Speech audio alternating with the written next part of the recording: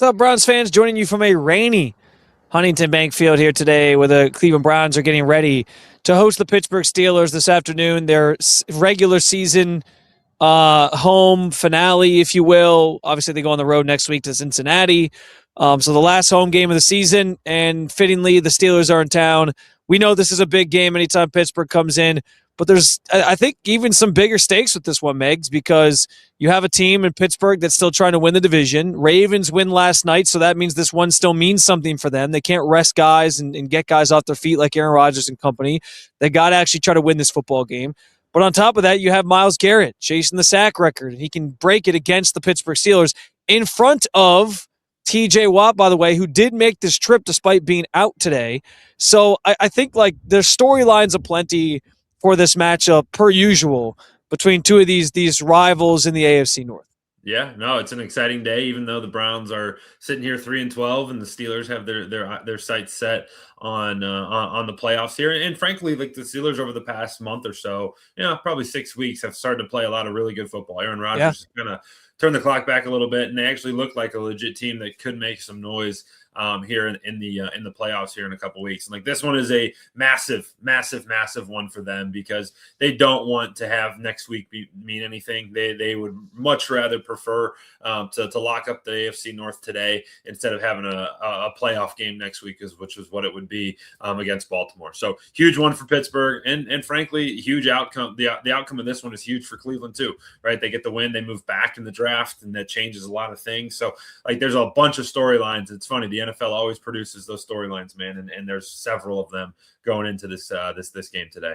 Yeah, we'll come back to that topic in particular here in a moment. But yes, I think the Myles part of this is maybe my favorite storyline in all this, because there was a world, by the way, where like the Ravens lose last night. This game meant nothing, and Mason Rudolph would have been starting at quarterback, and then he has a chance to break the sack record against Mason Rudolph. That one kind of goes out the window unless I guess there's an injury today, which nobody obviously wants to see.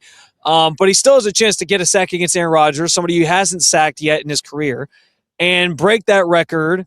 And do it in front of T.J. Watt. Like I'm fascinated by this. I think it's the perfect backdrop for him to obviously break this record. But so much of that's going to be dependent on like the Steelers' offensive game plan. And Megs, like frankly, the way that the Steelers have won of late, especially last week against the Lions, was running the football. And Jim Schwartz talked about that obviously last week. The idea going into that Bills game that if you can't stop the run, there's not going to be a lot of opportunities for Myles to get after the quarterback. So the Browns have to find a way to do that today. And I think that's one of the biggest reasons why, especially with the weather being what it's supposed to be forecast-wise, I lean Steelers in this game because they have been so effective running the football. And conversely, the Browns haven't been able to stop the run. And then on the flip side of that, like if the run game is going to matter today, the Browns without Quinshon Judkins, like what is that run game going to look like? They had some success last week, but the Bills' run game is one of the worst in football. The Steelers' run game, especially the last couple weeks, has been best in football, or on defense, I should say, is one of the best in football. So there's kind of a lot of things kind of coming to a head here as far as these two teams clashing and that phase of the game and how much that plays into Myles' sack record as well. So we'll see what that kind of necessitates. But yeah, I'm interested to see sort of what the game plan looks like today, especially in some sloppy conditions. Yeah, no doubt. And for the Steelers, it's a two-headed attack. It's Jaylen Warren, it's Kenneth Gainwell. Yeah. And they present two different challenges. Gainwell's more of that. I don't want to say gadget because he could be a 3-down back, but he's more of that guy who can split out wide. He can catch passes, but he can also run it between the tackles, where Jaylen Warren's going to be running it between the tackles. He's going to want to meet you in the hole, meet you with a lot of physicality and try to punish you for being in his way. And he runs it really hard. And they've come together. Like this season is so – it's like so Pittsburgh Steelers, right, where it's been kind of bumpy. It's been bumpy. And then at the end of the year, they started to catch their stride and they started to like really believe in what they're doing. And they started to play a little bit better and win a couple games and have that crazy finish last week against Detroit. And then it's like, okay, now they're starting to stack wins and they look like a team that can compete in this, in not only in the AFC, but in the NFL at large. And this has just been, it's very funny how this season's gone. It's such a Mike Tomlin year. It's such a Steelers season. And yeah, they got a chance here today. Yeah, we'll certainly see what all that kind of looks like from a game plan standpoint. You know, I think for the Browns too, this is a big game for Shedeur Sanders. We know what's kind of at stake for him. 2 games left to sort of convince the Browns he at least belongs in the conversation to be the starting quarterback next year. I don't know that there's much he could do in 2 final games, given the ups and downs of his time under center, to solely convince the Browns like I'm the guy. I think the Browns would be wise to, have multiple options and sort of different directions they can go. But I think Shedeur has at least proven he deserves to be in the mix and in the conversation, is earned the right to compete for that starting job.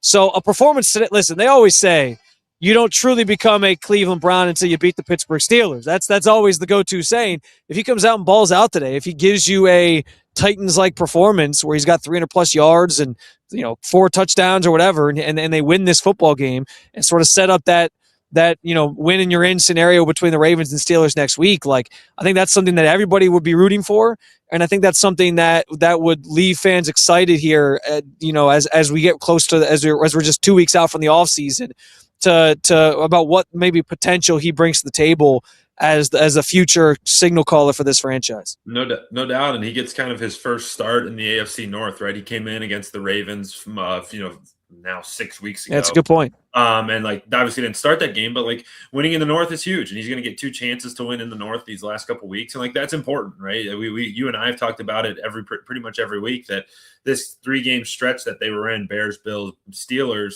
is going to be huge. And he's 0-2 in those games. He played bad in one, played, I'd say, solid last week before he got his finger kind of cut up. And he's got a chance today to go win that football game against Pittsburgh, regardless of what records are. And for the most part, it's been the Steelers being in a really good position and the Browns being, talking about drafts for the last couple of years. But beating Pittsburgh's a big deal. And I saw a stat today that in Cleveland over the past 3 years, Pittsburgh's won 5. I saw this too, yeah. Yeah, and so they've struggled to come into town and get wins. And, add to it, man, today. Add to it. This is big. This should be a playoff-like mindset for Cleveland, and it's certainly for Shedeur, where it's hey, today, you hate to say that a Week 17 game is your Super Bowl, but, treat it as such. Treat it as a big game and go out and go play, ball out for Cleveland Browns and see if you can steal a win against the Steelers. Well, and that's where the draft conversation sort of comes into play. I apologize for the extra noise here.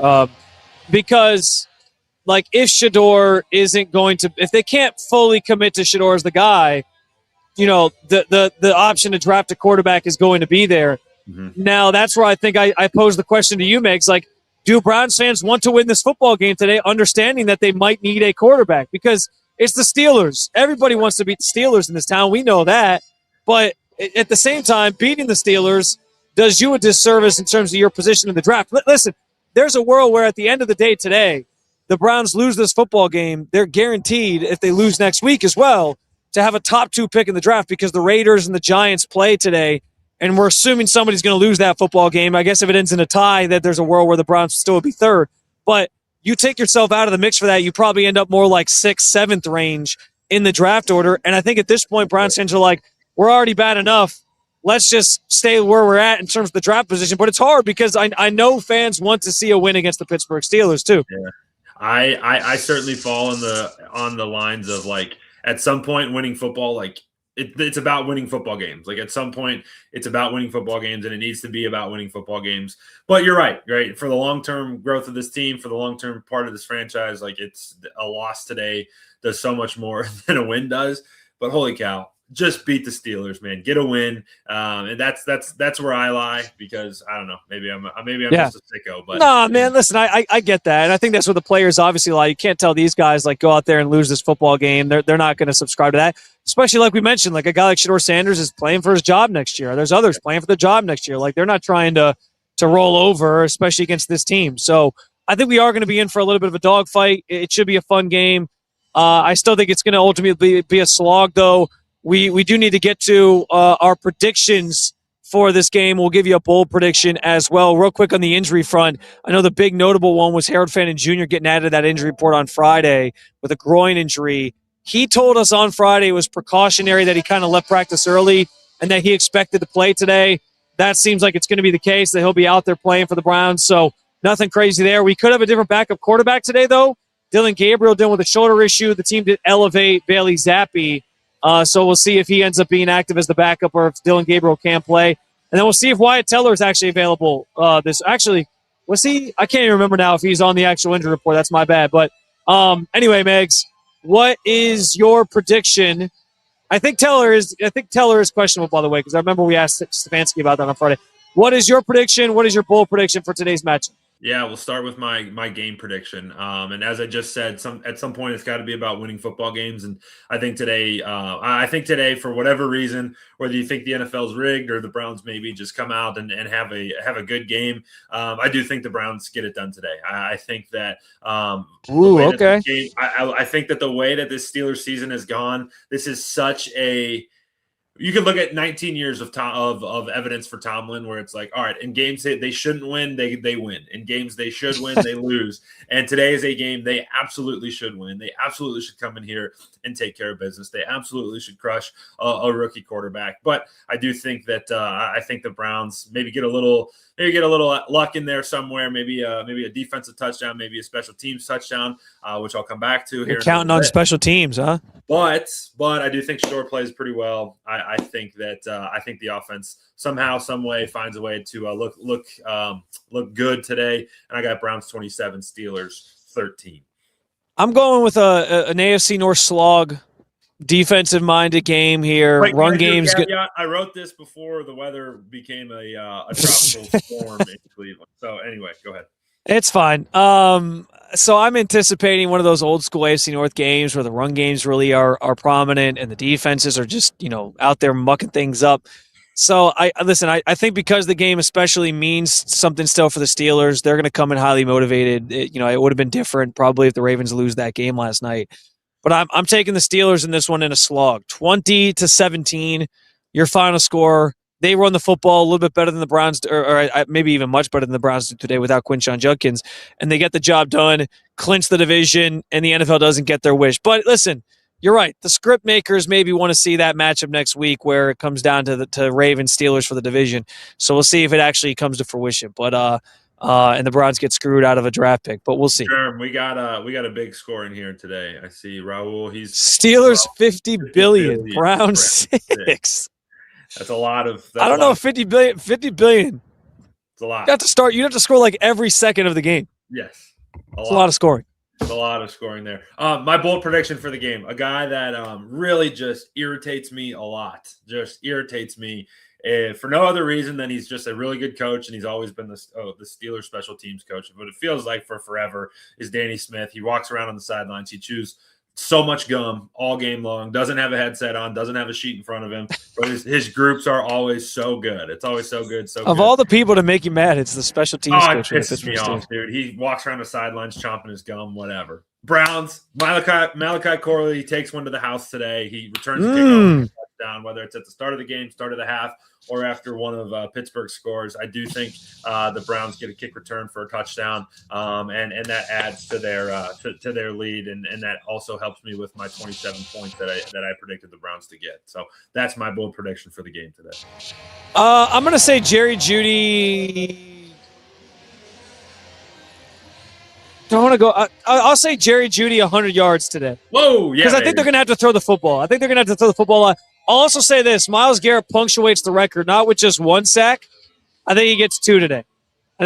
Which is not easy because Aaron Rodgers, as we know, gets rid of the football very quickly. But I think he gets 2 today, punctuates the record in front of T.J. Watt. It's a fitting ending to the chase, and the Browns are 3-13 going into next week against the Cincinnati Bengals. So there you go, guys. All right, we will talk to you guys post-game. Megs, I know you're coming downtown to come to this game. Stay warm, my friend. We will obviously catch up afterwards and react to whatever happens on the field behind me here at Huntington Bank Field. And we got you covered, as always, over at Browns Roundtable. We'll have our live game thread going. We'll have some stories and things, pregame, postgame, obviously. My column will go up. We'll also get you covered with our post-game conversation, as I mentioned, here at the Browns Roundtable YouTube channel. So subscribe there if you haven't done so already, and obviously join the conversation over at brownsroundtable.com. Keep on following along with all things Cleveland Browns with Browns Roundtable.